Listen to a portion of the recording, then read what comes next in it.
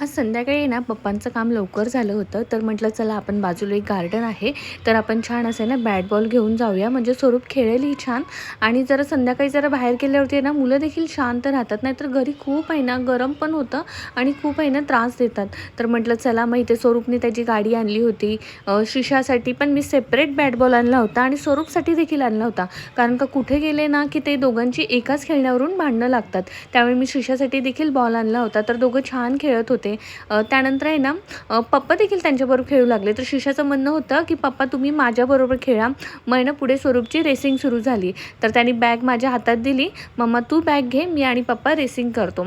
आणि रेसिंग करता करता आहे ना त्यांना तिथे आहे ना जिम दिसलं, ओपन जिम. आणि ते दोघंही तिकडे गेले आणि एक्सरसाइज सुरू केली. म्हटलं ठीक आहे तुम्ही करा, तोपर्यंत आहे ना मी शिशाला घेऊन बाजूलाच गार्डनमध्येच बसली होती आणि तिला भूक लागली होती. त्यासाठी मी थोडेसे बिस्किटं आणले होते, तिथे खाऊ